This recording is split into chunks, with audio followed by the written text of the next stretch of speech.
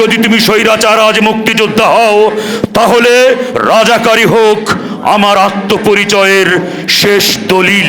আবু সাইদ বুক পেতে দাঁড়িয়ে আছে। ধর্মযুদ্ধ নয়, নয় কারবালার ময়দান। প্রতিপক্ষের হায়নারা শত্রু দেশের জল্লাদ নয়, নয় ইবলিসের সন্তান। তবু তাদের বন্দুক থেকে মুহুর্মুহু বেরিয়ে আসা মৃত্যুদূত থামাতে বুক পেতে দাঁড়িয়ে গেল আবু সাইদ।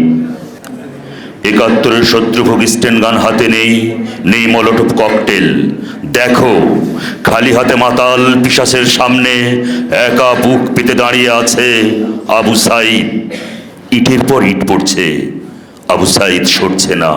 বন্ধুরা ডাকছে, আবু সাইদ ফিরছে না। গুলির পর গুলি ছুটছে নিজ দেশের উন্মাদ পুলিশ। তবু কি দুর্মর প্রত্যয়ে দুই হাত দুই দিকে বাড়িয়ে জগতের সকল কষ্টকে ধারণ করবে বলে চীনের প্রাচীরের মতো দাঁড়িয়ে আছে ছেলেটা। একটি বুলেট সহসা কাঁপিয়ে দিয়ে গেল। টলে উঠল আবু সাইদ। ও কি সরে যাবে? ফেরাউনের সন্তানরা কি জানে সাহসের কদর? তুই সরে যা আবু সাইদ, তুই সরে যা আবু সাইদ, তোর বোন কাঁদছে। তুই ফিরে যা আবু সাইদ, তোর মা ডাকছে। ঘরের ছেলে ঘরে ফিরাই বাপ।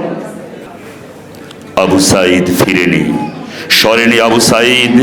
আবারও জামানার নকিব সাহসের উচ্চকিত করে শির, দুই দিকে দুই হাত প্রসারিত করে নির্লজ্জ পেটুয়া বাহিনীর সামনে সিনা টান করে দাঁড়িয়ে গেল। আবারও গুলি ছুড়ল বর্বর হয় না। আবারও বুক পেতে নিল আবু সাইদ। মুখোশের অন্তরালে থাকা যে পিশাচ সারা দেশে ছড়িয়ে দিয়েছে সাইকো কিলারদের, যাদের গোপন আতাতে নিরস্ত্র শিক্ষার্থীদের উপর ঝাঁপিয়ে পড়েছে শতাব্দীর বর্বরতম নরখাদকের দল। সহসা তাদের অন্তরাত্মা কেঁপে উঠল। ভূকম্পের তীব্রতায় কেঁপে উঠল জুলুম শাহীর মসনদ। মুক্তিযুদ্ধকে প্রতি হাটে বিক্রি করে তৈরি করা স্বাদের তখ্ত তাসের ঘরের মতো উড়ে গেল। বুলেটের সামনে দাঁড়িয়ে আবু সাইদরা বলে গেল, বিভাজনের নামে এক দলকে কুকুর বলে অন্য দলের আশীর্বাদে জুলুম করার দিন শেষ।